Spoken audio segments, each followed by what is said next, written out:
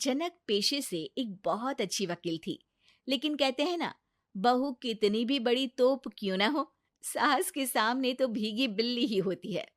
अरे जनक, क्या बात है। आज रोटी नहीं मिली अभी तक। ये तेरा कोर्ट नहीं है जो आज फैसला ना हुआ तो कल की तारीख मिल जाए। रोटी तो रोज वक्त में चाहिए। हाँ। माँ जी, रोटी तो कब की बन गई। मैंने आपको कहा तो खाना खाने के लिए, आपने शायद सुना नहीं होगा। ओहो हो, जज नहीं हूं मैं तेरे कोर्ट की, सास हूं सास। कोई दलील फालतू की मत देना यहाँ। बहुत जानती हूं मैं इन वकीलों को। अपनी बात ऊपर रखने के लिए झूठ बोलने में जरा भी नहीं सोचते। तभी वहां जनक के ससुर आ जाते हैं। अरे भाग्यवान, क्यों बेचारी के काम को कोसती रहती है हमेशा। मैं भी तो था वहां जब ये आई थी तुझे रोटी खाने को बुलाने के लिए। सास को तो अब गुस्सा आ जाता है कि कैसे किसी ने बहू की साइड ले ली। अरे वाह जी वाह। वो तो मैं जानती थी कि कोई ना कोई गवाह तो ये पेश कर ही देगी। पर मैं तो अब सीधा खाना खाकर सोने जाऊंगी। मुझे आदत नहीं है किसी से बहसा बहसी करने की। पता नहीं कैसे ये वकील इतना दिमाग लगाकर खुद तो झूठ बोलते ही हैं, साथ में झूठे गवाह भी ले आते हैं। जनक को सास के ताने सुनने की अब आदत सी पड़ जाती है। एक दिन जनक वकील की ड्रेस पर काला कोट पहनकर कोर्ट के लिए निकल ही रही होती है कि अरे कहाँ चली काला कौवा बनकर। टोक दिया ना। अब कोर्ट तो वकील वाली ड्रेस पहनकर ही जाऊंगी ना। वाह भाई वाह, दामिनी तो मैंने भी देखी है। सन्नी पाजी ने ऐसा ही कोट पहना था और कहा था कि तारीख पर तारीख, तारीख पर तारीख। मतलब कि कोई बात करनी है तो बोलिए, वरना वक्त नहीं है मेरे पास खराब करने के लिए। अरे पता नहीं तुझ में क्या देखा मेरे बेटे ने। सारा दिन वकीलों वाली बहस करती है, भोली भाली सास के साथ। अच्छा सुन, जो इतनी बहस मेरे आगे करती है ना, जरा अपने बॉस से कर ले, जो 1 साल भी ना हुए तेरी शादी को और काले कपड़े पहना दिए। अंदर जा और लाल कोट पहन कर आ, पता तो चले कि नई नवेली शादी हुई है। अरे माँ जी, कोर्ट में मेरा बॉस क्या करेगा? ये तो पूरे देश की ड्रेस है वकीलों के लिए। लेकिन सास तो ठहरी सास। अच्छा, तो कोई जरूरत नहीं है 2-4 साल कोर्ट जाने की। शादी थोड़ी पुरानी हो जाए तब इजाजत दे दूंगी मैं तुझे काले कपड़े पहनने की।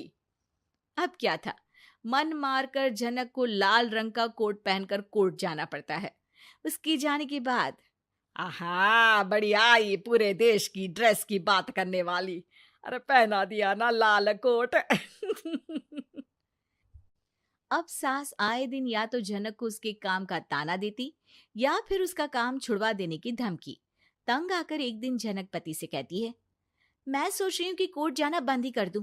अरे क्यों यार, इतना अच्छा करियर है, क्यों छोड़ने की सोच रही हो? अरे लाल रंग का कोट पहनकर जाना पड़ता है। हर बात पर सास ताना देती है कि वकील तेज होते हैं, सवाल जवाब करते हैं, झूठी दलीलें देते हैं। अरे तो ठीक है ना, वो जो कहती है अपनी समझ से कहती है, लेकिन तुमको तो पता है ना कि सच्चाई क्या है। जनक को पति की बात से हौसला मिलता है कि तभी घर पर कुछ लोग आ जाते हैं। अरे आइए आइए पंच साहब, कैसे आना हुआ? अरे भाई साहब, सुना है कि आपकी बहू वकील है। तभी वहां सास आ जाती है। हाँ है तो, लेकिन क्या हुआ? फिर कहीं बहस कराई क्या? अरे हम तो खुद दुखी है उसके व्यवहार से। अरे भाभी जी, आपको तो पूरा मोहल्ला जानता है कि आप कितना बोलती है। फिर हम यहाँ बहू रानी की कोई शिकायत नहीं, बल्कि अपनी परेशानी लेकर आए हैं। ससुर जी खुश हो जाते हैं। हाँ हाँ, मैं भी बहू को बुलाता हूँ। जनक वहां आती है, सबको नमस्ते करके बैठ जाती है। बहू रानी, हमारे गांव में बड़ी मुसीबत आ गई है। अब तो पूरे गांव की जिम्मेदारी मानो तुम्हारे कंधों पर है। अरे ना ना, इससे तो घर की जिम्मेदारी पूरी नहीं होती। ये गांव की जिम्मेदारी क्या लेगी? भाभी जी, आप चुप हो जाओ। यहाँ पढ़े लिखे लोगों की बात हो रही है। आप जाओ, जरा रसोई से सबके लिए चाय लेकर आओ। मैं कॉफी लूंगी। हाँ हाँ, वकील साहिबा के लिए कॉफी। सास सर पैर सब पटक कर वहां से निकल जाती है। बहू, गांव में पानी नहीं आ रहा है। पड़ोसी राज्य ने हमारा पानी रोक रखा है। हम्म, इसका मामला तो बड़े कोर्ट में चलेगा पंच जी, लेकिन ऐसा क्यों? वो राज्य हम लोगों से पानी के पैसे मांग रहा है। अब आधे गांव में पानी की सप्लाई खत्म हो गई है बहुरानी। अच्छा पंच साहब, बात गांव की है तो मैं जरूर केस लड़ूंगी। यहाँ एक बार फिर सास की एंट्री हो जाती है। अरे वाह जी वाह, ये काम करवा लो, आप हमारी बहू से बहुत अच्छा करती है। मैं हूं सीधी सादी सास। इस लड़की ने कैसे लड़ लड़ कर मुझे साइड कर रखा है, ये तो अब आपको पता चल ही जाएगा। अरे भाभी जी, आपकी आवाज तो पूरे गांव को सुनाई पड़ती है जब आप बहू रानी को सुंदर वचन सुना रही होती हैं। अरे वकील बहू मिली है, फक्र करो फक्र।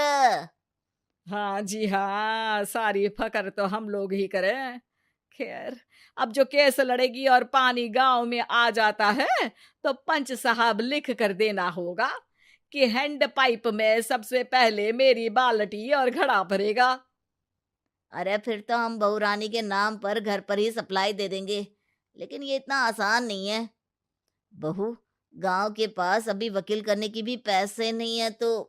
अरे पंच साहब, ये मेरे गांव का मामला है, मैं आपसे एक भी पैसा नहीं लूंगी। सास को बहू की बात पर गुस्सा आ जाता है, लेकिन सबके जाने के बाद झनक मन लगाकर गांव की परेशानियों को दूर करने में लग जाती है। और वो दिन भी आता है कि झनक केस जीत जाती है। अरे आज तो प्लम्बर आकर घर तक पाइप लगा गया है। खुश हो जाओ, मेरे कारण तुम लोगों को घर के अंदर ही पानी मिल जाएगा।